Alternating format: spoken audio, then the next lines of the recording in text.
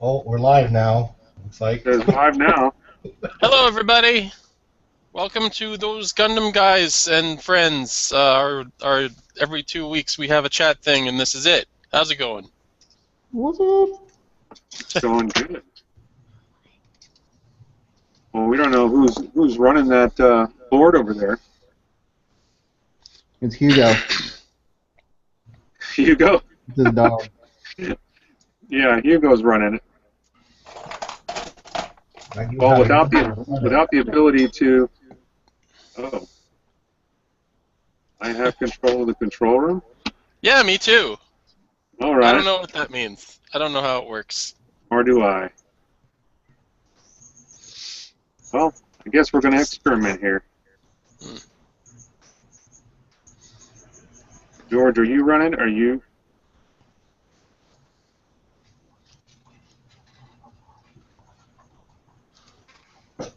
Bear with us, folks. We have no idea how this stuff works. Awesome.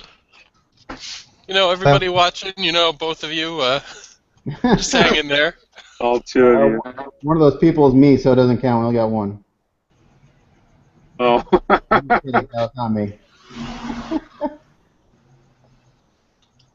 Well, I guess. Well,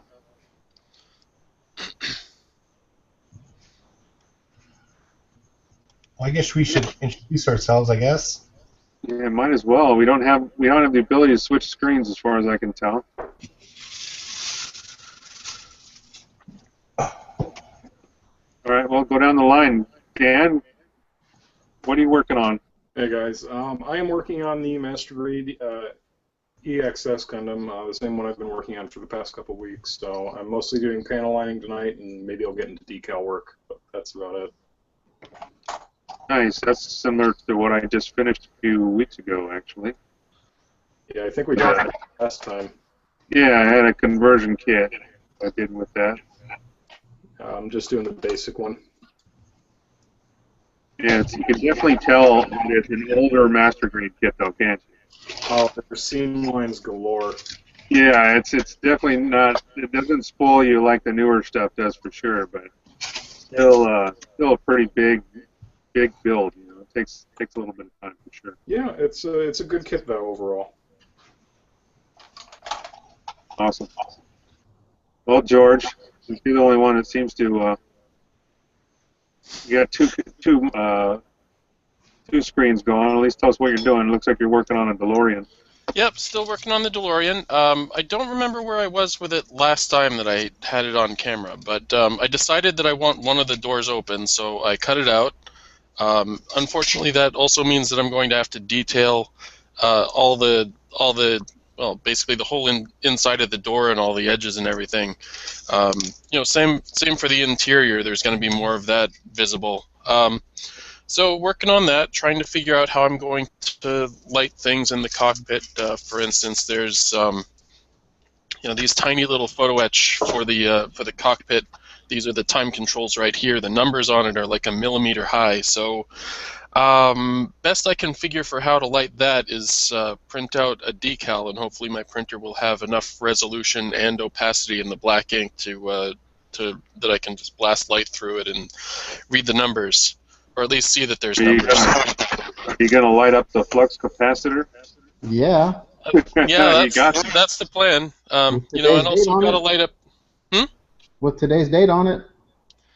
Well, tomorrow's date. Oh, tomorrow's date. Sorry. Yeah, and But and the other thing is the wheels. I'm gonna be doing this thing in flight, so the wheels should be emitting light.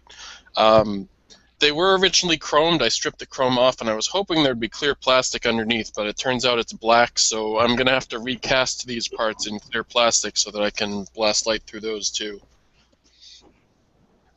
So that's about it for now. Oh, other thing is, these bands that go around the car, they're made out of thick plastic. They're supposed to be like a mesh that you can see through. So I haven't come up with a great solution for that, but I'm thinking about. I have some. I don't know where it is. Some brass mesh that I'm thinking of turning into a new strip to run around there. Very cool. So I'll probably be pouring molds later or something. Sweet. Who's All up right. next? Let's go I down was the just- line. Matt, Yep. what are you doing right now? Looks like you're still weathering. I am beating up the GM sniper. Got most of it done. I got to do. I'm working on the arms right now. I just finished the shield a little while ago. Did a YouTube video on it showing my process, but there it is, kind of in all the dirty glory. Sorry.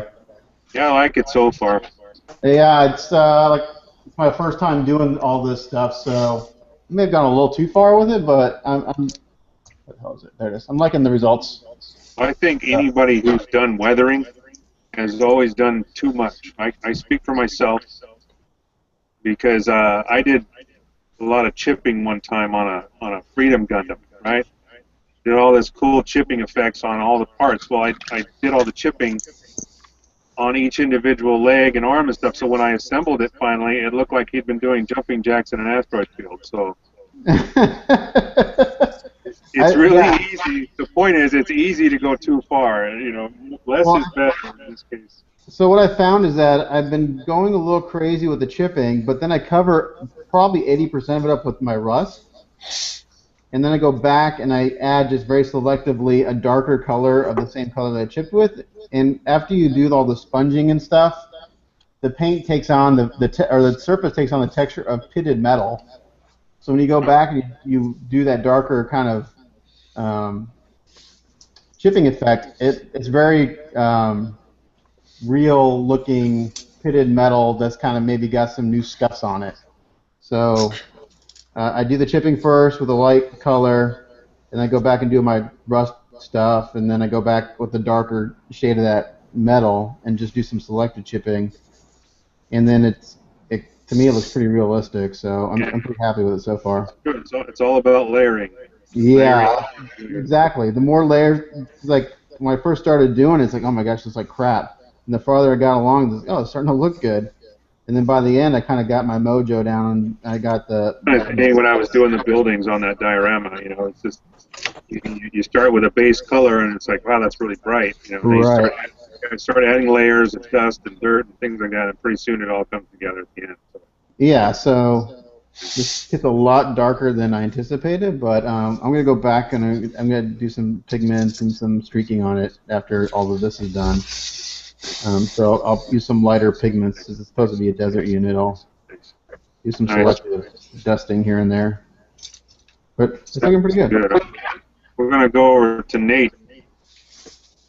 What are you working on, Nate? I got all kinds of shit to work on tonight with our contest coming up soon. I panel lined this earlier today. I'm gonna clean it up, and then after that, I got this Chinese PG base stand that I'm gonna use for the PG Astray that I'm gonna mod the shit out of. So do that today, and then I also gotta do I gotta figure out what I want to do with the clear green PG Astray parts. I don't know if I'm gonna smoke them or Eggs, head, and all that. doing all that. Yeah, for the legs and the head and stuff. Yeah. Yeah. Because I put the green against it. It kind of goes against my color scheme, but I got to figure out what I'm going to do. You could use another clear color maybe and darken it up or something. Yeah, I smoked a piece of the runner, and I think it's going to work. I just got to pull the trigger and decide that's what I'm going to do. And I also got to change some Gundam mice today. Yeah, you got only like 3 weeks, so. Oh yeah, and then I got the Figure it out. that I need to work on too. Better figure it out. Cheers.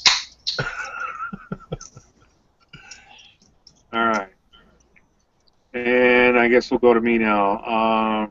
This is Mike here. I'm working on a 148 Super Strike Valkyrie by Hasagawa.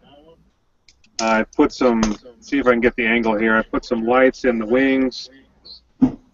You can kind of see from the shadows there. You can see there's two on the wingtips, and then the running lights on the front edges of the wings.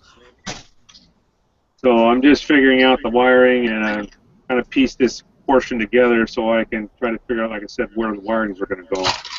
Because there's not a lot of room in the body itself. It's probably going to be mostly hidden in the backpacks, packs and stuff. So that's where I'm at. I got my cockpit finished and ready to paint. I was doing some test colors here and panel lining to see what that was going to look like. And that's where I'm at. So just a lot of careful wiring and drilling little tiny holes and things like that to run the wires through. So that's what's going on. It's a pretty small group tonight.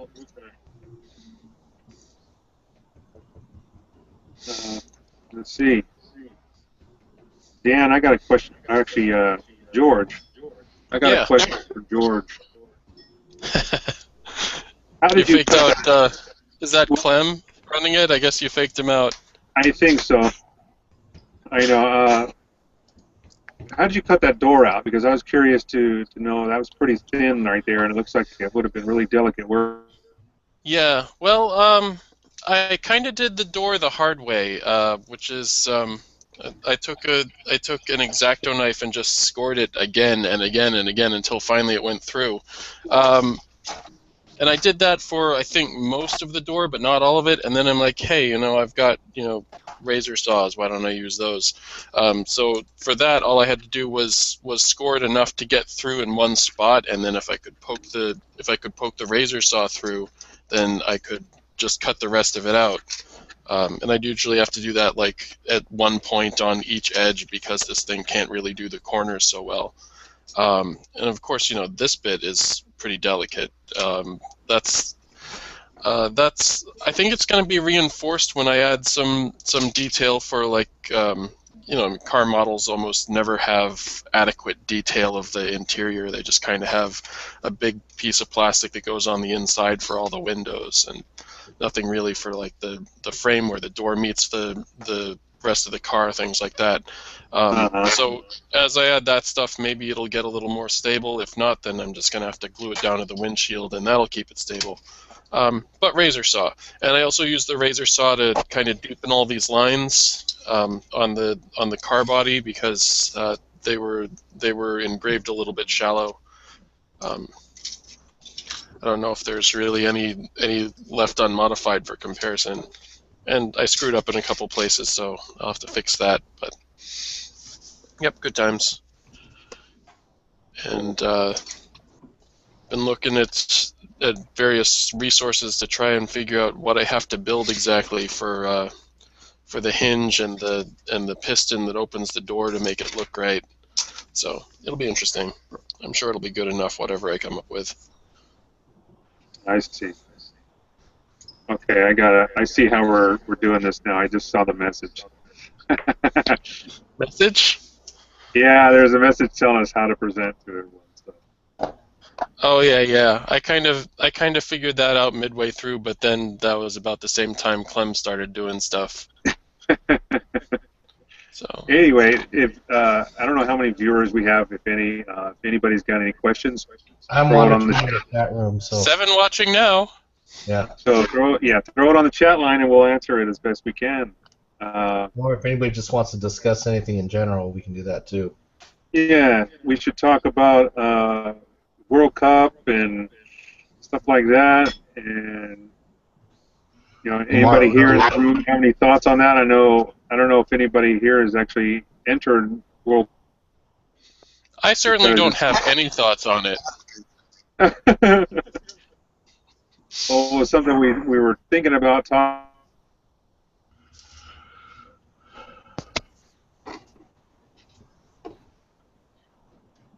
We're losing you a bit, or at least I am.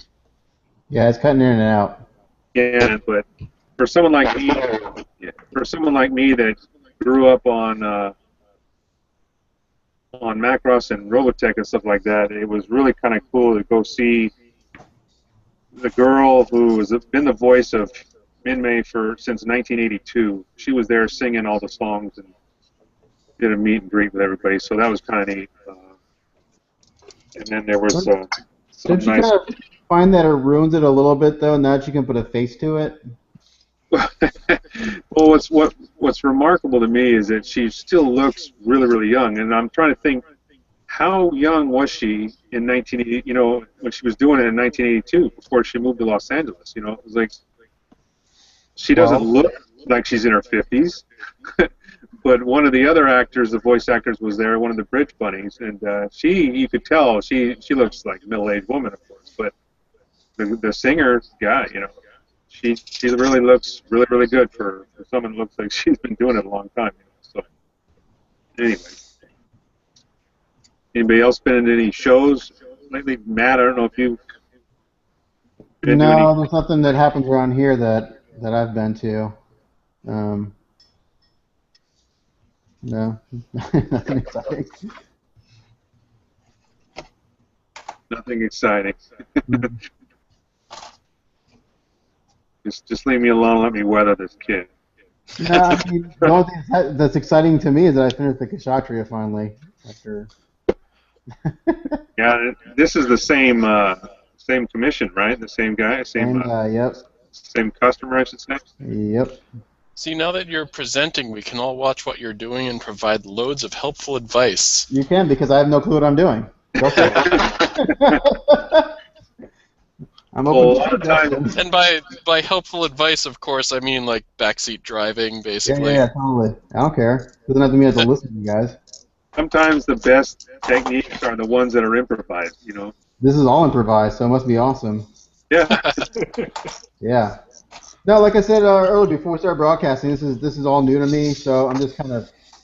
It's probably a little overkill in the end, but I like the way it looks. I'm really, really happy with it, and I guess that's what matters. I like it, my client likes it, so in the end, that's what matters. But I'll tell you that this is going on day. This is like my second full day doing this. I did the feet a couple of days ago, and then today I've been at this all day. It's a slow process for sure, but yeah, I'm enjoying it. It's actually kind of relaxing. You know, it's kind of like I don't have to think about it too much. All the hard work's done. No, it's just Yeah, I just the mean, fun part. what's Right? nice about it is that when I there were some mistakes, not mistakes, but some things that stuck out after I painted it that I couldn't see before I painted it, and I don't have to worry about them because I'm just covering it up with weathering. So yeah, there's a few little spots where some of my putty work showed through a little bit. Like, oh, I'll just put some rust there. Looks good, and it does. It works fine. So Yeah, that's good. I mean, only you know where your blemishes are. You just have to be good at hiding. exactly. Yeah, I've also found that instead of just using the sponge to sponge, kind of use it to, like if I get too much on an area, I actually just put a little saliva on it, and I just streak it with my sponge, because I'm using acrylics right now, and it kind of gives this really nice worn look. That's cool. That's what I'm going for. I'm going for this kind of, this guy's seen a lot of action, he's old, he's been out there for a while. Yeah, you know, it's one of those suits that it's beat up on a daily basis. Yeah, it's a grunt suit, so he's going to see a lot of action. You're gonna have those bumps and bruises and everything else. Yeah, this guy's been out in the weather for a while, for sure. All right, let's see. Now Dan said he's doing. Go ahead, Dan. Any updates on? Looks like you got more of your larger pieces out there. Are you getting ready to panel line them? Or? Well, these are already all panel lined, but what I'm thinking about are the decals for the kit. My client supplied me with these, but there really aren't any examples to work off with this exact decal set, so I'm trying to figure out. Oh, I think I had that same exact set.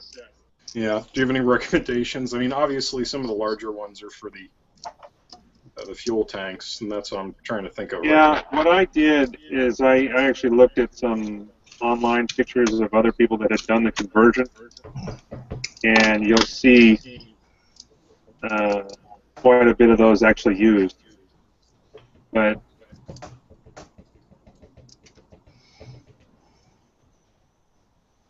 I mean, I'm not totally there in terms of A lot of the being warning ready labels go. Yeah, and then you can just use whatever you see appropriate on it because they don't match perfectly, but No. the warning labels are pretty generic anyway. They'll go pretty much anywhere. You just have to pick the right color depending on if you're going on a white or blue surface, you know. I think I'm actually going to wind up using decals that I just have left over for some of the smaller things. I'm not wild about the print quality on some of these. Yeah, look closely too because I actually had one that was misspelled and I didn't catch it. Because you know how your brain just reorganizes the letters where they should be. You know, even if you know what it's supposed to say. So I glanced right over it and I put it on and everything. I put this decal on, this nice decal, and somebody commented on it on a photo I had posted, saying you should have taken a razor to that. And I'm looking like, what are you talking about? And it was like, oh, holy crap! They swapped the C and the O in Anaheim Electronics. I have. It was pretty easy to fix, but it was kind of funny that I had actually put the decal on and set it without even seeing it. Let's see if my camera can pick this up. Can you guys make out what it says in the heart? You are not alone. You are. I can't quite pick it up. Okay. It That's says pretty you. short. It's really terrible English. It says you are not alone. You are BNJILLJ. It says Bill KUALITX carry. It really just devolves into gibberish the further you get down into it. And this is from Global Toy, and they had some real funny. Yeah, that's where I got them from, and I bet you it's the same set. That's pretty funny though. Straight translation from whatever the Chinese version said. If you read it just like it, that's Well, I ordered stuff from Global Toy 2 off of eBay, and I asked for a replacement on the decals because they weren't the ones that I ordered. They're completely different color and everything for the Double Zeta. And he said, no, those are the ones that you ordered. So I gave him a negative review, and he didn't like that too much. I've had similar experiences. now he won't let you buy from him anymore, right? Yep, now he won't let me buy from him anymore. But I still like I still like his decals, so now I use my wife's eBay account to order decals from him. Yeah, there's always a way around that, right?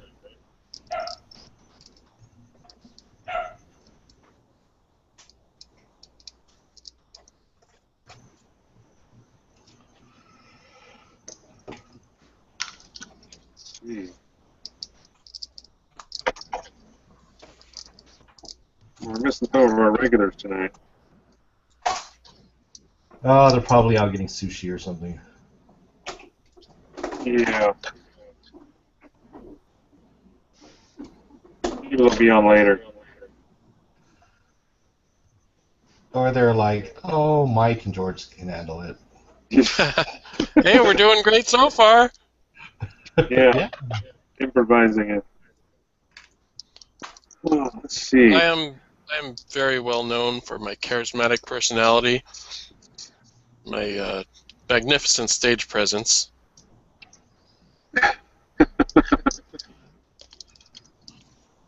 know, basically, I just start talking and the whole room lights up. It's awesome. Is that mesh you were talking about earlier? Yes, I am. I'm trying to cut it in the shape of this strip to replace it. I'm not real sure what I'm going to do about all the detail bits on it, and honestly, I don't even know if this is going to work out or if it's just going to be a total pain to try to deal with. But I'm thinking of maybe soldering some kind of wire along the edges in order to give it that frame, and then sculpt on the details, and hopefully I'll have a decent looking thing. The mesh is probably a little out of scale for this, but it's what I got. And Yeah, that's one of the things I noticed too. Like when I was building that diorama, there were certain things that I thought would be good, and then when you put them on, and you realize, oh, it's supposed to be the right scale, but it's just not good enough, and you got to go back and find something better, you know. Yeah. And the other problem with this mesh is, you know, it's not supposed to be copper colored. It's supposed to be silver, I think. So I'll probably dip it in blacken it and then paint it or something. It'll be interesting. I also thought about just using clear plastic because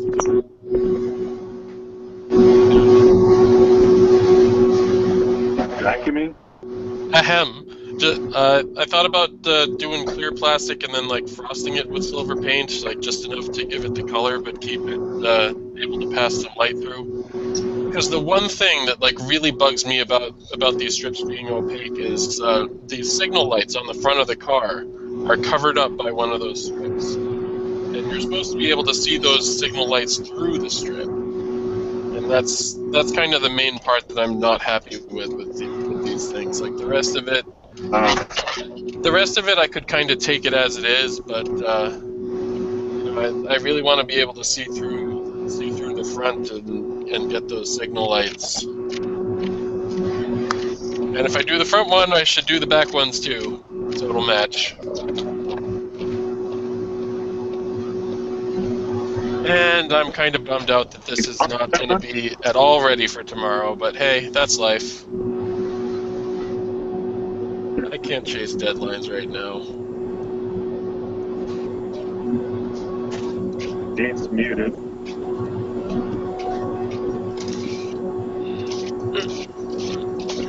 Well, I guess we can go deep for a second here. Right now, I'm just doing a little bit more of these little panel lines on some of these parts I've already painted.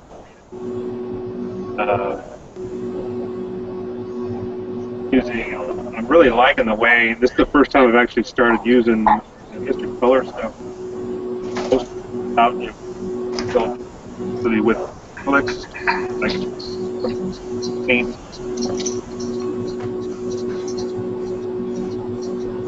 Because that was this with a chart that shows all the colors that you're supposed to use, so I just went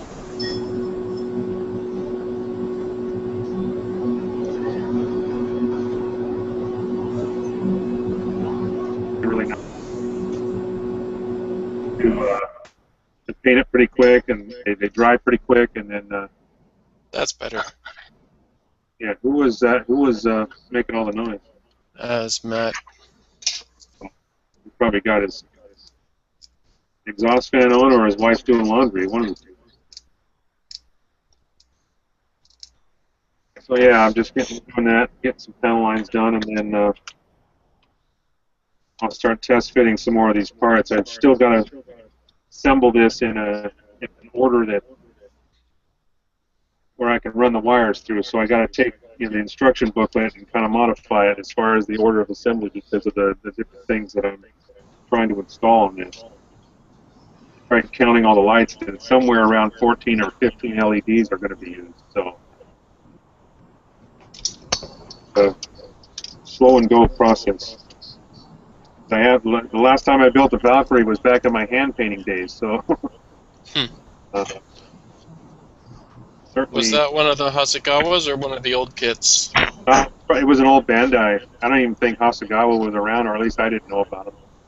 You know, I used to build nothing but the old Bandai Valkyries. You know, the variable. I got a lot. I still have quite a few of the 15th anniversary variable Valkyries, and I was showing you guys some of those. Started broadcasting, so I got even one of the new Bandai ones. So I'm going to compare that build to one of the old ones and see what the differences are. I know they've made some improvements on the assembly and how it goes together. So that'll be kind of neat when it's all said and done. So, what's Nate doing? Is Nate with us at all? Or did he take off?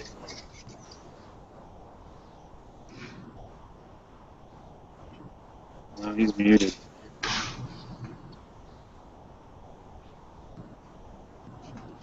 I can't even. Oh, Angel's in. What's up, Angel? Guess what? Angel gets to talk to everybody now. Yeah, how do you unmute? I figured out how to mute people, but not how to unmute people. I don't know. I just unmuted myself. Yeah, maybe they have to do it. I don't know. You guys didn't want to hear my fan going. I don't know why. Yeah, that was pretty loud though. And that's weird. It's on the other side of my garage.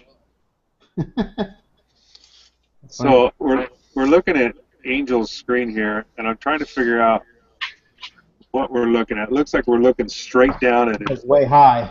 I know. You can actually unmute me, Mike. What's that? You can actually unmute me. You are unmuted. I didn't. Yeah, I didn't. I unmuted myself, but if you go over to the control panel on the right, you see everybody. You can mute and unmute their microphones. Ah. Oh, okay. Yeah. So see, because we don't. I'm I just got you. on right now, so I'm getting my workstation set up. It's unmuted. Going to See, be this working program on. is entertaining and educational. That's okay, because we didn't know how to do it. We were just stumbling through the process here. So What happened to Clem? I don't know. We're looking at a blank screen, and he's been controlling from behind the scenes, it seems, but we haven't heard from him yet. So maybe So he's chewed up his laptop. all right. Well, I am getting myself set up. So All right, no worries. We'll come back to you. But you're the most interesting thing to come along since we started. So.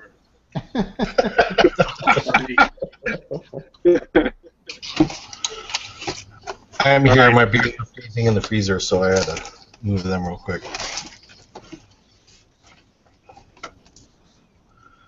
I guess I'll do some Gundam now. You say you're back on now. What are you doing?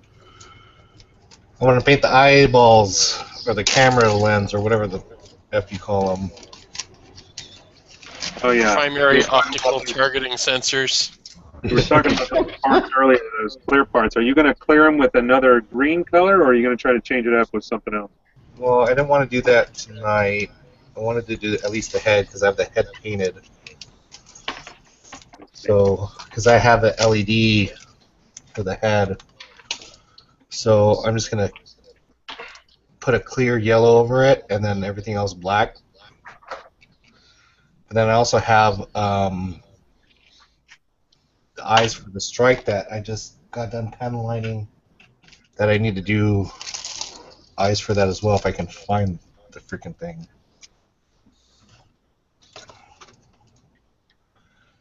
So as soon as I find it, and I will use Clem's reverse wash method. Oh, Clem washing?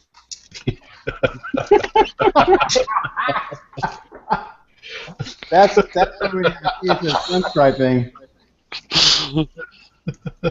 That's for those rare cases of clem striping when you need the clem wash. I was going to say, he's getting credit for a lot of things he may never get credit for. Here's the clem striping. I need the clem wash. I've been using Clem's technique of grinding down parts with abrasive paper called sandpaper.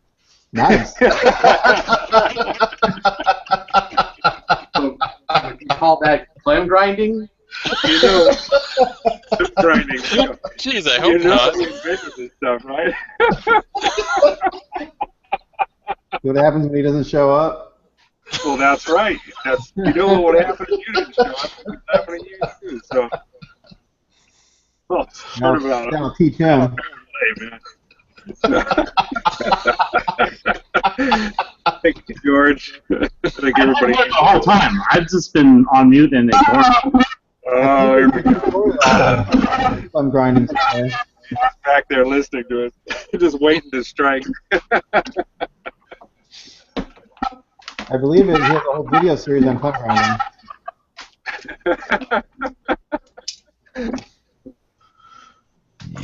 Such a young guy. It's amazing how many things he actually invented. So this is the reason why I've Oh, there been you kind of go. off mic.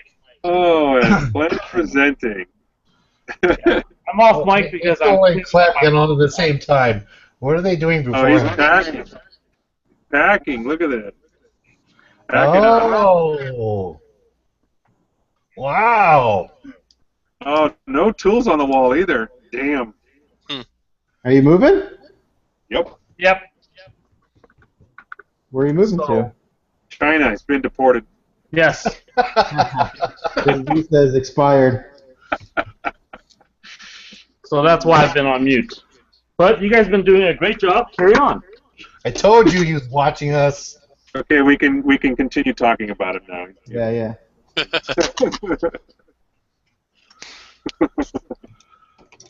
That was awesome. Yeah, it'd be interesting to see where, I think, I don't know. I don't know if we should talk about that. I'm hoping he's got a renter going in there, and I think I know who it might be. But we shall see later on, right? Oh. So, Nate, we're back on you, dude. Looks like. Oh, wait, hold on. I'm getting a beer. Oh. Well, in that case, I don't know. Is Angel all set up? Yeah, I come back. All right, let's go to Angel. See what he's doing. Oh, looks like he's got some fingers going in. Yeah, I've been adding. Oh my gosh, I'm leaving that one alone. I'm trying to find a way to work Clem fingering into this. Clem fingering? Clem fingering. Yeah.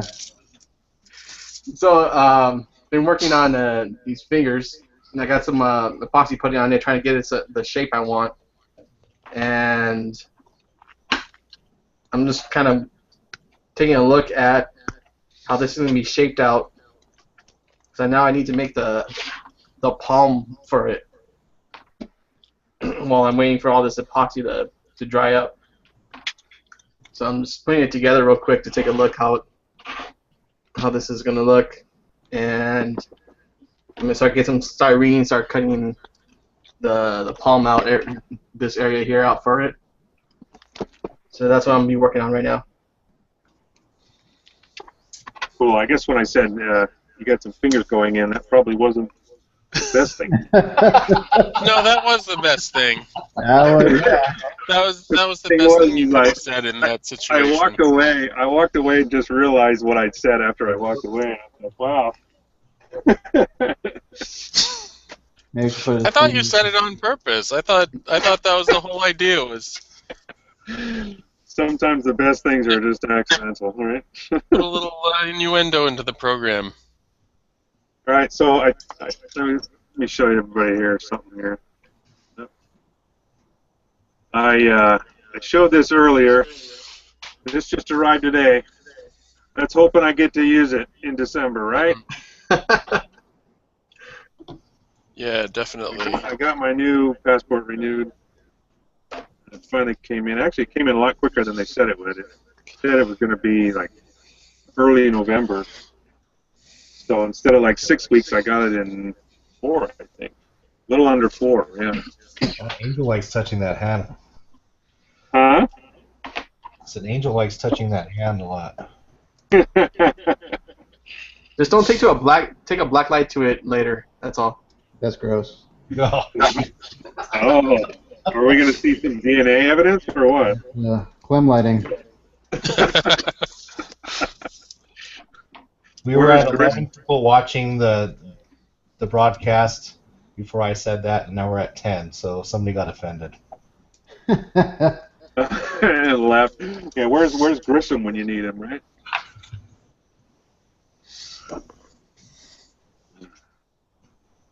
Matt, you still weathering? Oh hell yeah, man! Yeah, I know you are.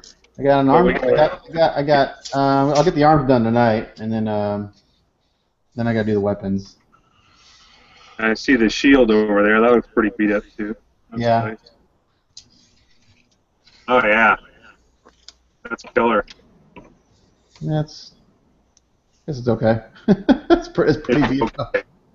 You know, you're your own worst critic. What's that? I said you're your own worst critic. It looks good from my screen, but Yeah. you're standing right there in front of it. So. Yeah, it actually looks better in person. Yeah, it definitely looks like somebody that's been out in the rain for a while. That's the idea. At least that's what I'm going with now because I can't go back. Yeah, true.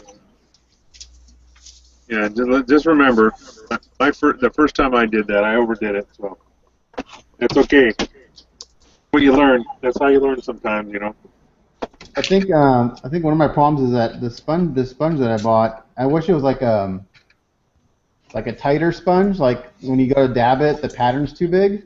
Well, maybe you should go get one of those Clem sponges Clem and sponge. Clem sponge. try some Clem sponging. Clem sponge. That's in the feminine hygiene area, right? I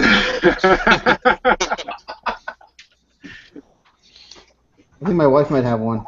I'll ask her. Yeah, they're super absorbent.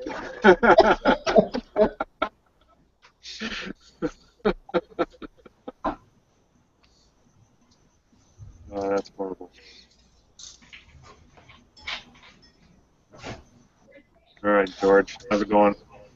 Pretty good. I think I did pretty well on cutting this first strip. I'm thinking right now I'll probably go ahead and use it as a template to cut out a second one. And I've got this floral wire, which I'm going to attach one way or another, probably by soldering, but I don't know if that's going to work out because all the metal may just soak up the heat too quickly.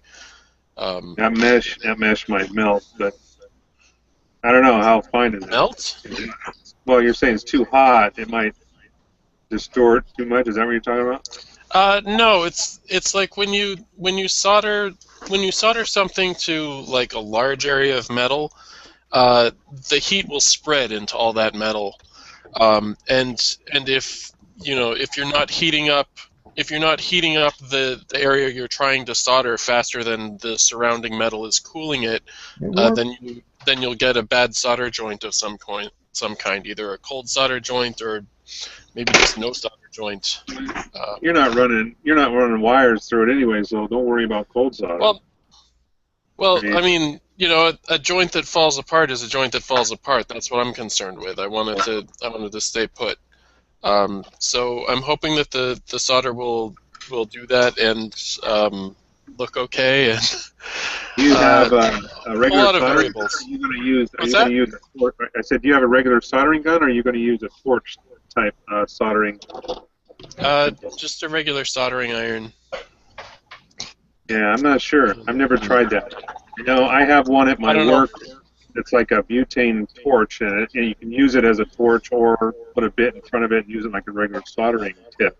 Yeah, But, I mean, if all else fails, I can bend these two wires to shape, at least close enough, and then glue the strip on, and then I should still be able to make minor adjustments to it, like bend the wire a little bit, and hopefully not break the glue joint.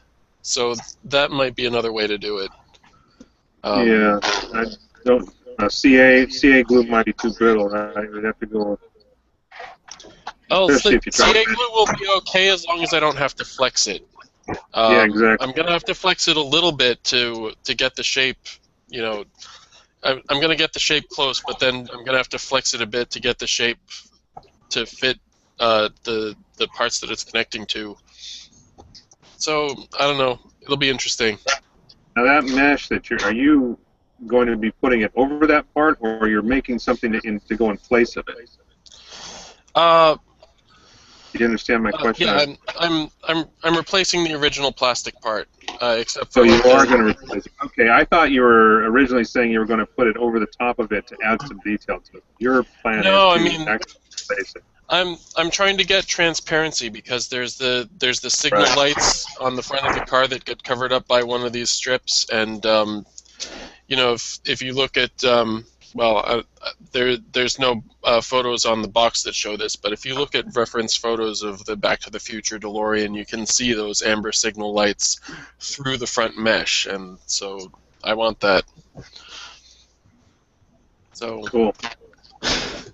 Well, do we making have progress. Hopefully, it'll work out. Anybody see if we've got any questions that have come through? Somebody was complaining that we ignored their question. Yeah, actually, they Don't know asked where to- Matt, I think, what the release schedule, what the reissue schedule was like for Industria Mechanica stuff. Like Mechanic War? Is that what you're talking about? Or No, Industria Mechanica. Matt, can you elaborate on that? Sorry, what's the question?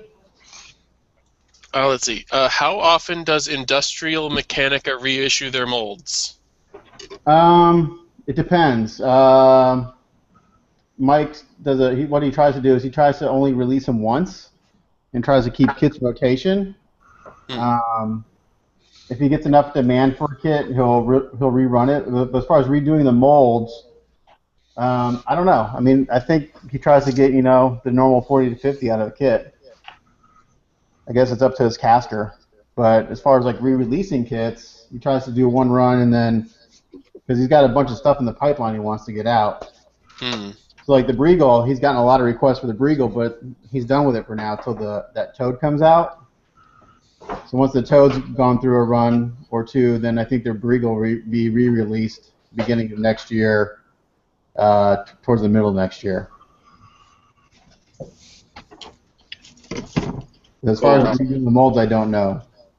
And I think the person who asked may have actually left the video because we weren't answering his question. But now we answered his question, so if he comes back and watches the video later. Where did you see that question at? You have to have a separate yeah, it was on the YouTube. On the YouTube video, there's the viewer chat, so you have to open the YouTube video. You have to be running both screens to see that. Yeah, I mean, I just started the YouTube video and then paused it, so it wouldn't waste a lot of everything trying to play that video. Well, if possible, since you've got it up, can you keep an eye on that and see if we get any more questions in, so we don't inadvertently ignore somebody? I have been keeping it up. I haven't been monitoring it all the time. I mean, it's like everything else with running this thing. I'm trying to build models too. Yeah, I know, it's not easy. I'll give it a quick scan, see if I see anything else. Okay, sounds good. Let's see, Dan's muted. Why is Dan muted? Yeah.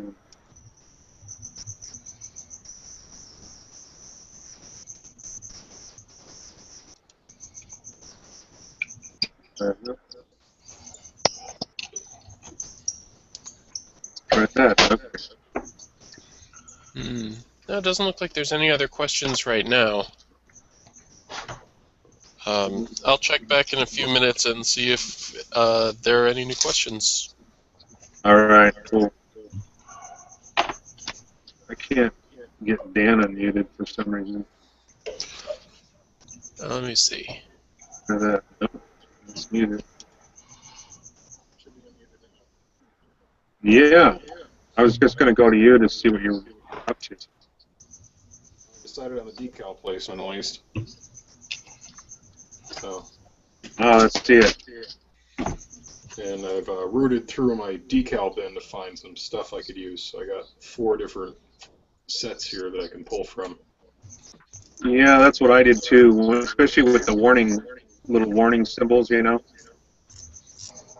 I kind of like hoard decals because Bandai seems to be so wishy-washy about reissuing them. So I have like, I don't know, 15 sets for different. I do the same thing.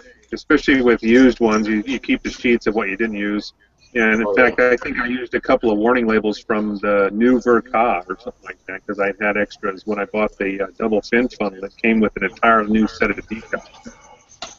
Do any of you guys have any insight in the decal situation with Bandai as to like what's going on with that? I don't. I don't know if anybody else here does. That'll probably be Xavier. Yeah. It is. They are kind of and that's why you end up having to buy, especially from like Global Toy or something like that, the Chinese decals because that's all that's available. Yeah. I just finally recently found some from for the Jesta, the Master Grade Jesta, because I couldn't find them anywhere, and finally I saw a seller came back up with them, and I snatched them up because they're the Chinese decals. But what are you going to do? You can't use the stickers that came with the kit for sure. Isn't it weird that they release decals and then they like once they're sold out they don't make them anymore? It's so weird to me. I know, because there's so many people that want them. I don't understand why. Wouldn't be a problem if they just included them with the kit. Yep. At least the nice master grade like Verkaz and stuff are starting to come with water slides. Yeah, just charge an extra $5 for the kit and throw them in there, Well, it's funny you should say that because that Valkyrie that I just bought at Macross Worldcon, that one I showed you guys before the broadcast, it has 2 sets in there. You have an entirely huge sheet of stickers and the same exact sheet of water slide decals in that kit. Yeah, they do that with the Star Wars kits too. And that's Bandai. It's like why couldn't they do that with these Gundam kits? As popular as it is, it seems like people are paying so much money for these kits, for nice kits, especially master grade stuff. Maybe not so much maybe an HD like that. You see what I'm saying? I think it's because you got to think about the other people that are building these kits or kids and whatnot in Japan. Well, no, I'm not saying get rid of the stickers, but put both sets in there. You see, you give them the option to use the stickers or the water slide. Well, they had them before. Like I have the Hardy gun right now that I'm building, and it has water slide decals. Yeah. So they did it at one point. Yeah, like I'm not sure. Started with the MSV line in the early '80s, and went through like a few of the early lines in the '90s. And then starting with G Gundam, no more decals. Somewhere along the line, somebody made the decision to change that. And we got to talk to that. But at least it's nice to see, like I said, some of the nicer new Verka versions coming out have water slides in them. So. Yeah, that's true. At least if you're It makes sense. paying for a nice kit like that, at least you're getting a nice kit. Like the Hainu, the Sazabi, all those have water slides in them. But I get it what you're saying as far as like the younger generations that don't know how to use water slides, are afraid or don't want to use water slides. Then like I said, put both of them in there. They're doing it in the Macross and Valkyrie kits. Why couldn't they do it in the Gundam kit? Yeah, they do it for the Star Wars kits too. They give you both the decals and the stickers. Yeah, that's. I think George said that too, right? Yeah, that's. I missed that. Sorry. I think it's like a matter of people's expectations. I mean, people who are building Macross kits have probably built a Hasegawa kit or two, and those particular people expect decals, and same with Star Wars. I mean, they've built fine molds, and they've maybe built some of the old kits and other stuff that has decals. So they expect that, and Bandai doesn't want. I imagine they don't want to ever have any specific instance of a kit that they released that somebody else released, where you can say definitively Bandai falls short in this area. I think it's kind of the same thing with Bandai competing with their own older kits sometimes, like some of the 0080 kits, like the high grade Gelgug Jaeger had a clear eyepiece, and I think that's basically because the old kit from 1989 had a clear eyepiece, and they don't want the new one to be worse in any way than the old one. So I think that's kind of what drives some of those decisions. Yeah, that's a My good theory, anyway. It's a good argument. It's because it is kind of weird that they do that. They provide that kind of stuff for other kits and then not. It's like the long arm of. Would you think if they're gonna not put them in the kit? Well, then like Matt was saying, well, what happened? Why can't they just sell them instead of running out and then they're not available anymore? It's like you get a limited run. It's a problem with any kind of add-on for anything. I mean, you can't sell an add-on for the master grade Jesta to someone who doesn't have the master grade Jesta most of the time. I mean, you or I might buy that decal set and use it on another kit, but most people, if they see something made for a specific kit, they won't buy it unless they're going to use it with that specific kit, and that makes it complicated for retailers. Because they can't sell that product to anyone who walks in the store looking for a Gundam product. They can only sell it to people who are either going to buy that same kit or already have it. So that's the problem with selling decals separately. Hey, so there's a question on the chat. They're asking about a SD Gundam Mark II somebody was working on. Is that you, George, or is that Jim? Jim. That was not me. Jim and Boo. Okay. Yeah. Yeah, so that guy's not on today, so that we don't know what's going on with that SD then. Oh yeah, We burned right. it. He was modifying it, huh? Yeah, he was taking like a high grade and the SD and kind of mixing them. Yeah, that's right. That's right. Yeah, it's We saw it. We were like, "What's this SD crap?" And we went over to his house and we burned it. Yeah, I'd be interested to see what's going on with that too, just to see. And I know it's a commission job. That's all I know. Oh, that's right. You're right.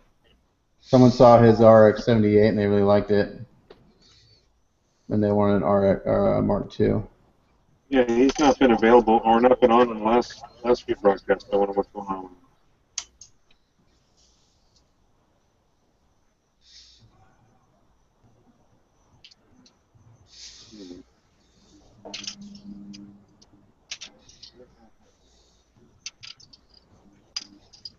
Does he have like a website or a blog or something?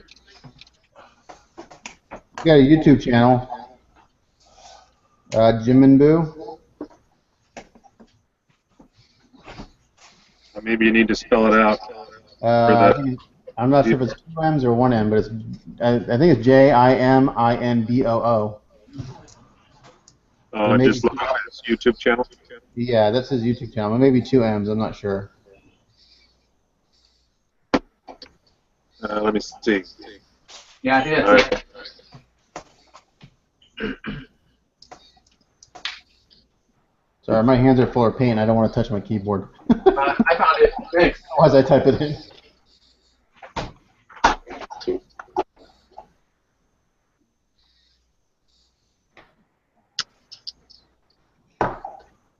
Yeah, JIMINBOO. Is that what you said? Yep. Yeah, if you search that, it comes up with gunpla fixation. So Yes, that too. Sorry. that's got to be his. Yeah. Yep. A bunch of tutorials and stuff too. YouTube. So anyway, one of the questions I know, I don't know who was George. Maybe you asked. Maybe we answered it. Was when will we find out who's going to go to North America or whatever, or represent North America in Gunpla Village World Cup? I think, best of my knowledge, I'll find out, or we will find out somewhere, hopefully mid to late November, maybe earlier, hopefully earlier, but I think it's going to be after our show. For sure, we won't know then because they have to check the online submissions and select a winner for that, and then it's up to whoever looks at the final to see who's going to go. So, but that's, keep my fingers crossed. We'll see what happens.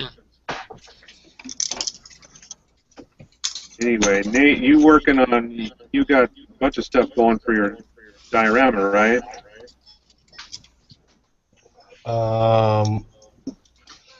Well, I just got done painting the black on the Gundamites, but I'm going to be working on this base for the PG Stray. You said you were doing a reverse wash on the eyes, right? Clem wash. Clem wash. Clem wash. So when that's dry, I'll bring it up to everybody. Yeah, because you can kind of explain the process if somebody hasn't seen it before. What reverse wash is. Sure. Reverse panel wash, I guess you call it. Hey, that looks like the base for an XS. It does look like it, huh? That's exactly the same base, I think, for the XS. One that, Well, you guys probably can't see it, but let's see if I can closer here. is that like a clear black plastic? No, it's black, but I ordered it, It's and not. it came Yeah, in. that's exactly the same base, or at least that portion of it is, that comes in the XS kit. Yeah, Well, the it's- PG base is the same. Oh, is it? As far as I They know. market it as a PG base for the raising. That's funny because that's the base for the XS, the same one that Dan's working on.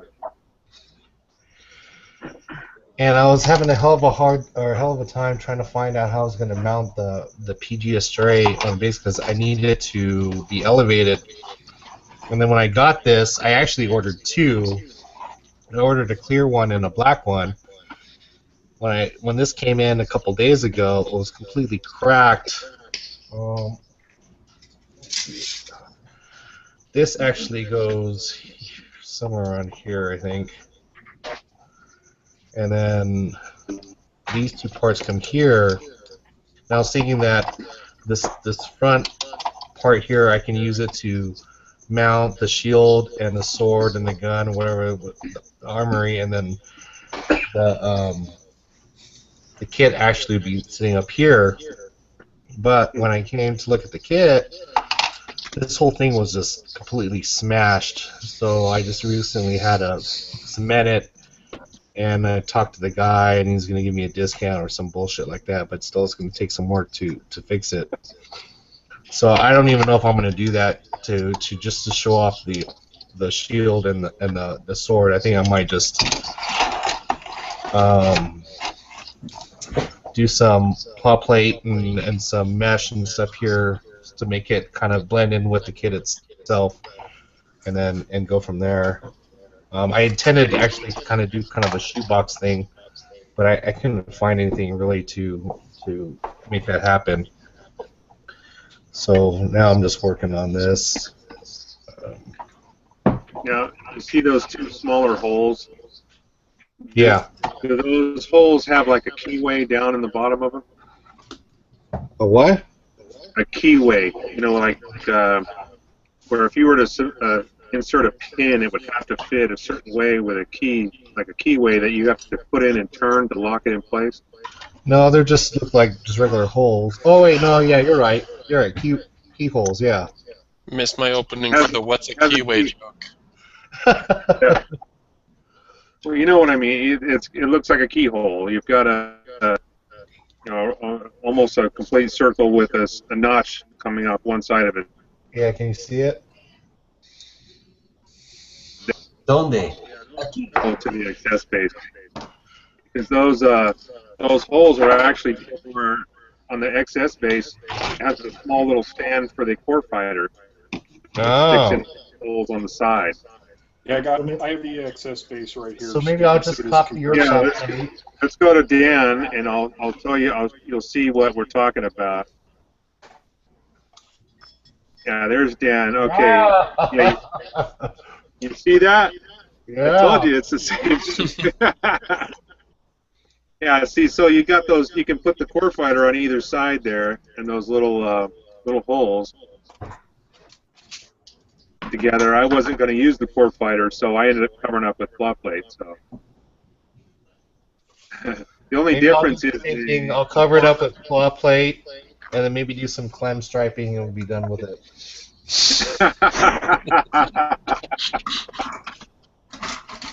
Of course. I'm drying down that plot plate first.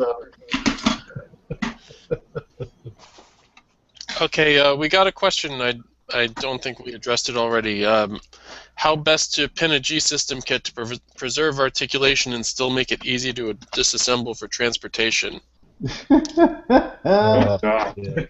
my God! Wow, which I kid in wouldn't. particular? Which kid in particular?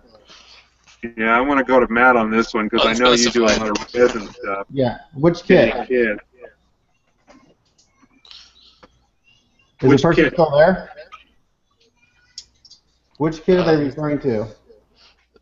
I don't know. It doesn't say anything about that. It just Uh, says it depends. a G system kit. So, like this GM sniper that I'm working on is one of their older kits, and it does have some articulation. And I'll show it to you. It can rotate a little bit on the waist. The shoulder armors move up and down. These arms move. The elbows move. The knees move. The hips move. You had one You're not going to 100. be doing any big like action poses with this thing. It's resin. It weighs like 3 pounds. Um, 100 Sazabi, I guess, is oh, okay. So that's the. what the kit is. I've had that kit before. So the tricky thing about that is the frames come with this really crappy plastic geared locking mechanism that simply doesn't work. The gears are too deep. So if you have that kit, what I suggest doing is, you know what I'm talking about. They're these little black circles, and they have teeth and they interlock. And the idea is that behind those are springs, and they're supposed to be spring loaded so they'll click into place. Take those teeth and grind them down a little bit so they're not so pointy. So leave one side pointy and grind the other side down so it's rounded over. And then more than likely you'll be able to move it into place. But that kit's heavy also. I mean, it's full resin. I mean, I don't know why you'd want to repose it. You're going to scratch the crap out of it. But in order for those gears to work, you have to grind one side down and round it off a little bit because the gears are too deep. They'll never work. You'll break the resin before you get them to work. I had to do that when I started building my camphor kit. I had to grind the gears down for them to work at all. So hopefully that answers your question. My suggestion is not to do that and just pick a pose and build it that way. Yeah. It's the way it is with some kits. It's just, I mean, that's the thing. They make these new kits and they're awesome. They have these internal frames, but they're not practical. They're not. I mean, once you get the sucker built, you're not going to be messing with it. Yeah, most people pose it once and that's it. Yeah. But I think what they were talking about was for transportation purposes, they want to be able to That take it kit, apart, right? the 100 Sazabi is pretty easy. I mean, it's similar to this kit. I mean, this is older, but I can show you. Let me get one of the arms. I just sprayed. Where is it? Okay. So this is an old kit. They released this a long time ago, but on the Sazabi, you have something similar to this. You have a male end that goes into a female end, and it should just put a brass rod in there. This is 1/16 brass rod, and it works perfectly for this. And by the time you get all the paint and everything on there, it'll pressure fit. Like I'm having a hard time getting this on here now because of all the paint and everything, and it's not going to go anywhere. So just do that, and then it should be able to come off. Also, shoulder armor should be able to come off from the body. Similar thing, you should have a male end that goes into the female end into the shoulder. So I do that when I'm working with these big resin kits. I typically make it so the legs can come off. On this one it's really simple. The torso comes off really simple, so I won't glue that. So this will be the upper torso, the legs, the arms, the armors, and I have all the skirts glued in place just so that whole unit comes off the waist. Right. This whole thing lifts off and the skirts are all attached. So I try to make it as few pieces as possible for transportation, just because it's just easier. It's just easier. Less chance of something happening to it. So, but you will get hanger rash. I've packed up my 1/60 Suzabi several times, and I swore I'd never take it anywhere again, and I did, and it keeps getting scuffed up. It needs some loving. The nature of the beast when you pack stuff. Yeah, I know. I'm sitting here trying to figure out how I would take that frickin' diorama on a plane. So are those Oh, I don't envy you that. are the mobile suits attached or do they come off? What was that? Are the mobile suits attached or do they come off? Oh no, they're attached. Hmm. Yeah, they're anchored down because the wiring and everything goes through them and through the floor, and then I bet you it's too big to carry on. it's 12 by 12. But by the time you put a case around it, I bet it's too big to carry on. Oh, don't tell me that, man. So what you might want to do is find like an audio, like a really high-end audio, like not audio store, like places that like musicians would rent cases and stuff like that, and rent a case and pad the hell out of it. That's what I would do. Wow. Yeah, that's scary. That's a scary thought.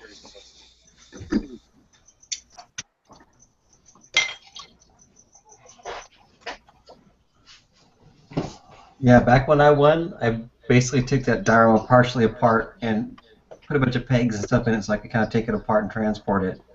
But mine was much simpler than yours, so. Oh, Dan's on. I didn't even see you come on, Dan. How you doing, man? Yeah, I've only been on for about 5 or 10 It's minutes. like a ninja. Like a ninja. You gotta have to kind of plan that when you build. When if you're transport, you have to decide. Okay, what gets attached, what can stay attached. What needs to come off, so I can get this. Yeah, the hardest part is I've got some really delicate things sticking up off the buildings, like Hmm.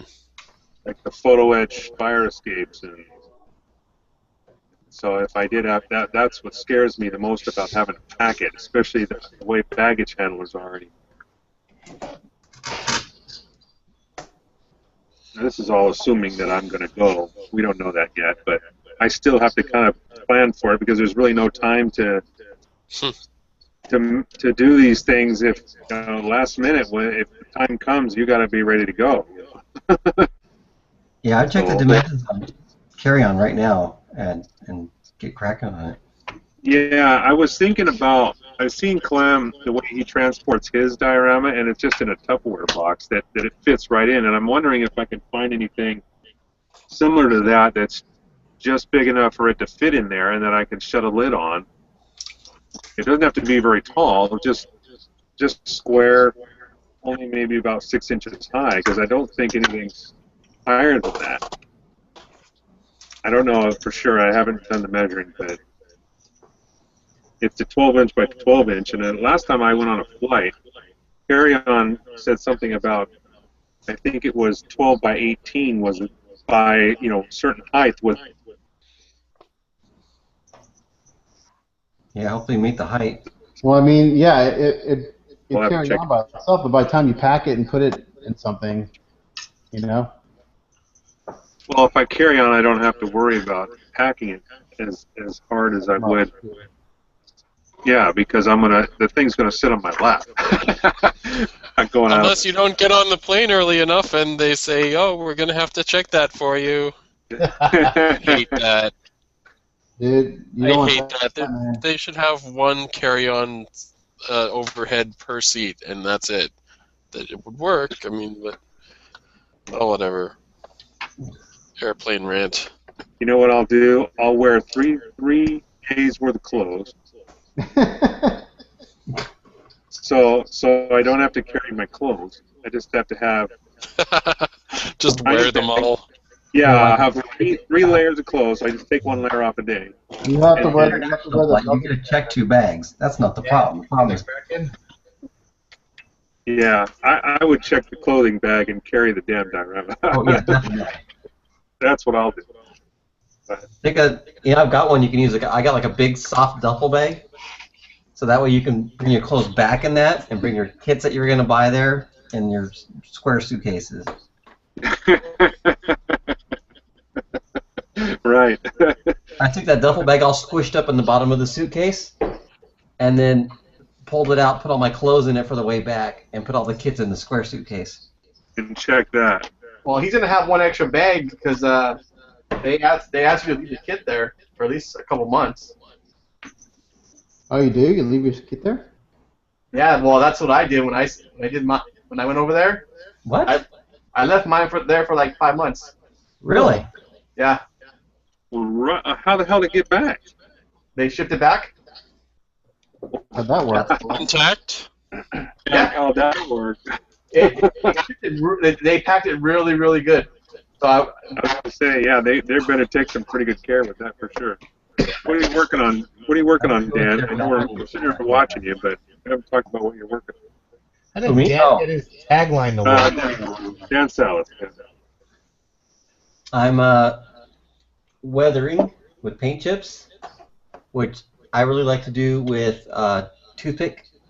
So I get some paint on the toothpick, and I just kind of jam the toothpick into the model in different places because I used to use a brush, but a brush is soft and it makes soft shapes.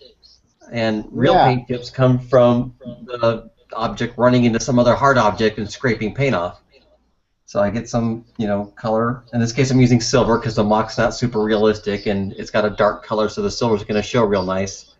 My scope dog, it was more realistic, so I went with like a dark, like rusty brown color.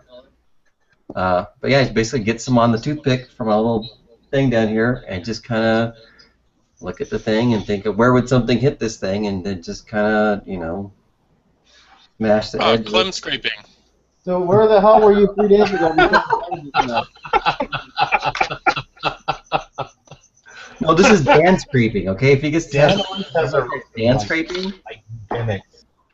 No, Somebody was trying to figured out sound that- intelligent. I didn't hear it. we So figured what- out. Well, you probably Yeah, well, I came into it. We've actually patented several different techniques, and they're all. We have Clem sanding with something called sandpaper.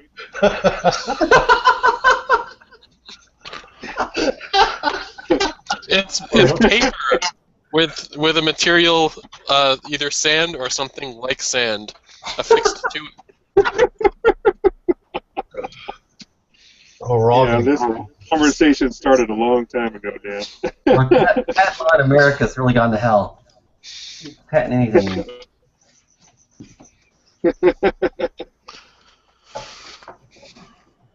Yeah, look at how amazing 3D printing is now that some of the patents have worn out. Oh yeah. Kneecap. You watching this, Matt? Yeah. Very simple, It's a but lot pretty smaller effective. than mine too. What was that, Matt? What? What'd you say, Matt? I said his is a lot smaller scale than mine. I was using a Yeah. skewer every once in a while here and there to kind of get, like what he was saying, some hard. Shit. Some hard shit. Hard shit. No, sorry. Try some Miralax, it'll soften it. I just glued it in the position that's a little crooked. I can demonstrate the clam reverse wash if you want me to. Oh, you ready? You ready to go, Nate? Okay. I don't know if you guys are gonna be able to see it though. It does work though. Well, we're gonna try. Go ahead, Nate. Oh, it's the Clem reverse wash.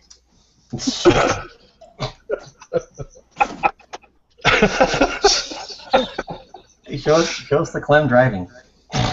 So, these are the, I don't know, optical sensors or eyes for the strike or the DM strike that I've been working on. I first put a clear acrylic yellow on them because I have an LED that's going to go inside the head, and then over that, after it dried, I put the enamel, the Model Master gloss black over it, and then hopefully when I just go right over the triangular bits of it, if it's not too dried right now, it'll come up. I don't know if you guys can actually see it though. Hold your hand behind it to help focus. Focus, focus, focus. Not gonna work. Not gonna work. Yeah, you might have to hold your hand behind it. Nate. You can kind of see the two yellow eyes there.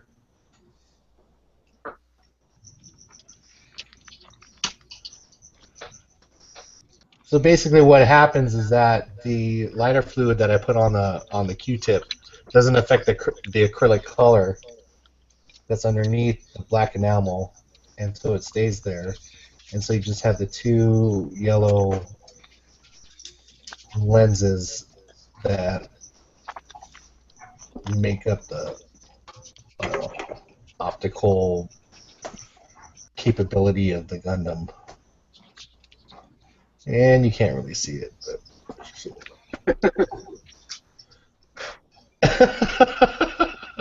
it does work though. If you want to see it, and you can see it at the SEGMC. So There you go. That's right. actually, I use that technique for a lot of different things, including the bottoms of kits where they're kind of raised and lowered. Um, so if I want to get a different color variation on the bottom of the feet, I wish I had a kit with me right now that I can show you. I can just paint over with a certain color and then just kind of take a Q-tip and just put some lighter fluid on it and just rub off the top color, and then you can see the base color underneath.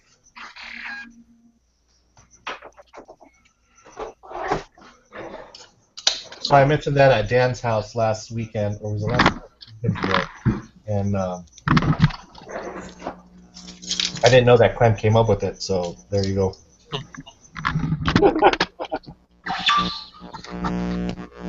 I heard that's the only time Clem washes is when it's with models.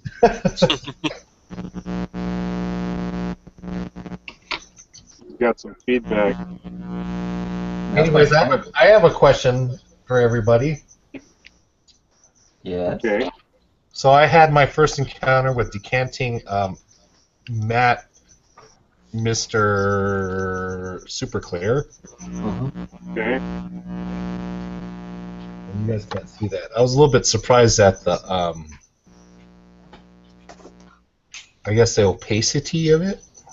Well, it has an additive. It's basically gloss, but the additive makes it flat. That's what the white cloudiness is. It'll actually settle to the bottom and get almost like a pigment would, but it's quite dense. So it looks like sperm.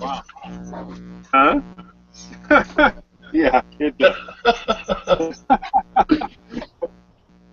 Okay. Sure. I thought I did it wrong, because... No, if you do the clear, it'll come out clear, but the matte color will have that white kind of opaque looking. And is it okay to add the retarder to it, or...? Yes. Yep. Okay. What do you mean, like Mr. Retarder? Yeah. leveling? Well, I use leveling thinner, and it works just fine. Yeah. Yeah, but if you don't have the leveling thinner, just add the retarder and then it becomes leveling thinner. I use leveling thinner and retarder. You did both? Yeah. Really? I like to thin the hell out of my paint, and when you thin them like crazy, you need retarder on top of the leveling thinner. Otherwise, it starts to get all rough before it even hits the model. No, I don't have that problem. It starts to what? Like, dry and get rough? You get that sandy texture.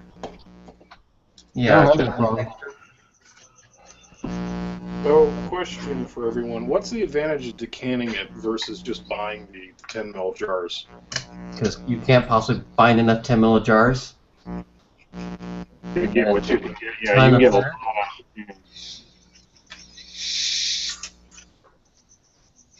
thinner. lot. My first model I did clear coats with Mr. Color. I probably went through like at least 3 bottles of clear gloss.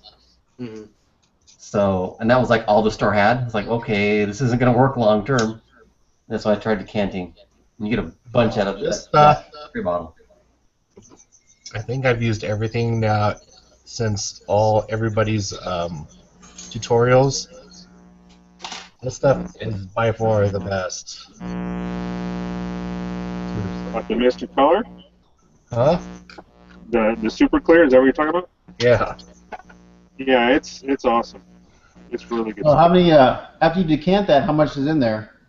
A lot. A lot, because it's kind of deceiving, because we're used to in United States these big ass spray cans, there's a lot in these little cans. There's a lot.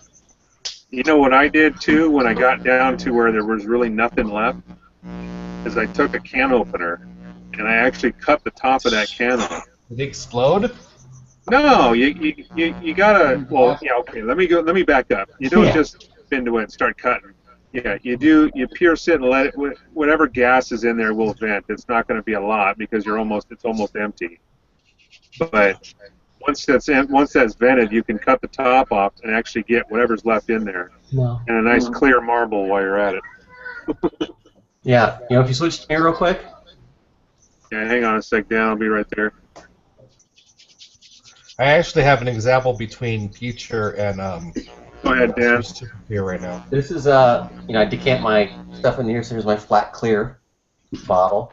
But this is the Mr. Surfacer bottles. So this is I don't know how many milliliters, but it's obviously a lot bigger than their paint bottle. I think with one rattle can of the Mr.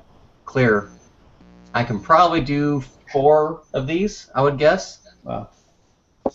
That's quite a bit. Because by the time you thin it down too, it actually gives you actually get more out of it as well. Yeah, I'll sometimes add a little extra thinner on top of what I get. I mean, you can spray it right out. That's a 40 ml bottle right there. Yeah. So you get 160 mils per spray can. That's really good. Yeah, you'll get way more than just using it straight out of the can for sure. You lose too much, in the propellant and everything when you're using it straight out of the can. If you decant it, you're way better off. I don't think you're using too much. I just think that it's Can't control it. Not concentrating it. Yeah, you can control it. Lose so much in the air. Yeah, exactly. Yeah, you can't control how much is going on your kit. The rattle can also shoots like big speckles. It gives you a speckly finish. It doesn't atomize. Yeah, it doesn't atomize nearly as well as it does out of the airbrush. I mean, because I use rattle cans on this because I didn't have my airbrush, and I hate the finish on it. It's so speckly and orange peely compared to what I can get with an airbrush. Yeah, I think I decanted one of these cans into what size is this clear bottle? 110. Yeah, I bought some clear bottles out of it. This bottle here. This has gloss in it. I think I got 1.5 in it. I don't know because I just sprayed just enough to what I need to use, and then I keep doing it. But I'm thinking that it's that, like 1.5. This bottle. Maybe. You know what? Yeah, that's a pretty big bottle, but you could probably get most of maybe half that can if you filled it. But you got to be careful too, not to overfill that because you're going to have to thin it, of course, and that's going to add some volume. Right. And then of course, the more you put in there too, it's going to take a little longer to degas it. But, if you heat your cans up first, you'll also get a lot more out of them while you're doing that. I saw that earlier. I was going to ask you about it because I actually saw the can and you had a nozzle kind of taped up or something on it, and I knew you were decanting, but forgot to ask you about it. Yeah, the stuff is really, really good, and I can't find it down here in San Diego. I mean, I have to either go when I go up to Orange County, get it at the 2 shops there, or order it online. It really does suck living in San Diego because I'm like this close to opening up like a shop just to sells Mr. Color and Mr. Hobby stuff because you're moving there, right? You're not going to be in San Diego very much. Oh yeah, we've already started moving, so it's not going to be too long. Everybody's moving. Mr. Color stuff last week. My last bottle of Mr. Surfacer 1000 right now, and I'm not going to Orange County for a couple weeks, so I think I'm gonna have to deal with the Tamiya stuff. And I haven't worked with that yet, but hopefully it's the same thing. We'll mail you some. Yeah. Fortunately, all the guys from Robot for Less, they know me. They're like, "Hey, Nate from San Diego." Oh yeah, okay. What do you need? Put this on hold for me. Those Gundam guys discount.